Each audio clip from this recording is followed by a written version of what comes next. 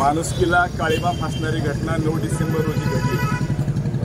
महाराष्ट्रामध्ये आदर्श सरपंच म्हणून ज्यांचा बोलबाला होता असे स्वर्गीय संतोष देशमुख यांचा निषेध म्हणून तमाम बार्शीकरांच्या वतीनं आज महामानव डॉक्टर बाबासाहेब आंबेडकर यांच्या पुतळ्यापासून आम्ही मूक मोर्चाच्या माध्यमातून या ठिकाणी स्वर्गीय संतोष देशमुख यांच्या प्रति आदरांजली आणि शासनाने त्वरित या अतिशय काळीमा फासणाऱ्या घटनेची जबाबदारी स्वीकारून या गुन्ह्यामध्ये जे गुन्हेगार आहेत त्यांना शोधून योग्य ते न्याय द्यावा।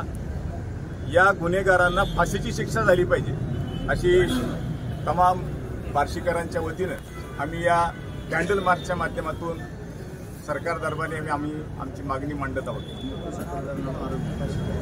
या गुन्ह्यामधील मुख्य सूत्रधार अद्यापही फरार आहेत, त्यांना अद्यापही अटक झालेली नाहीये, त्यांना आरोपी देखील केलं नाहीये। या माध्यमातून तमाम बार्शीमधील सर्व या भूमिपुत्राबद्दल आदरांजली व्यक्त करत असताना उपस्थित सर्व नागरिकांच्या वतीनं आम्ही शासनाचं या गोष्टीकडे लक्ष वेधू इच्छितोय।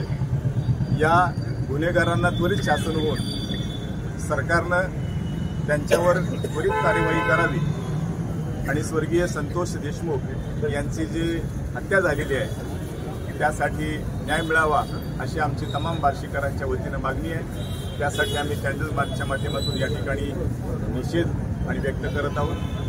उपस्थितांच्या वतीनं स्वर्गीय संतोष देशमुख यांच्या प्रति या ठिकाणी आम्ही आदरांजली व्यक्त करण्यासाठी उपस्थित आहोत। मी सर्व उपस्थितांना विनंती करतो या निमित्तानं आपण 2 मिनिटाचं मौन बाळगून स्वर्गीय संतोष देशमुख यांच्या प्रति आपल्या शोक संवेदना या ठिकाणी व्यक्त करायची। या प्रमाणामध्ये गदारोळ सुरू झाला, त्याचे पडसाद विधिमंडळामध्ये पण उमटले गेले।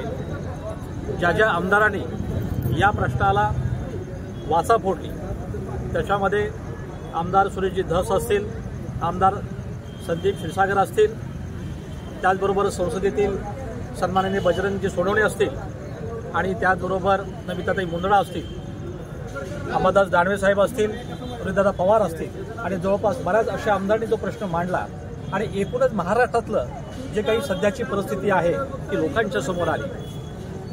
ज्यांनी आपल्या गावासाठी एक आदर्श पुरस्कार मिळवले आणि त्याची अशा पद्धतीने झालेली निर्गुण हत्या, खरं तर महाराष्ट्रातील ग्रामपंचायती म्हणतो आपण, ग्रामसभेचं स्वरूप हे खऱ्या अर्थानं तुम्हाला मी सांगतो संसदेच्या स्वरूपासारखं मांडलं जातं।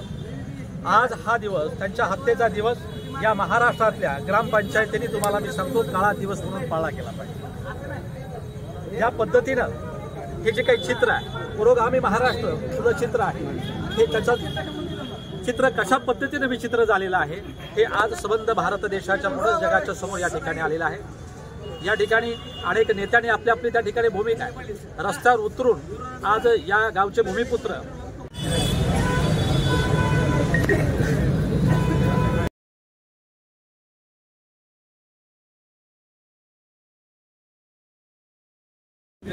काढलाय का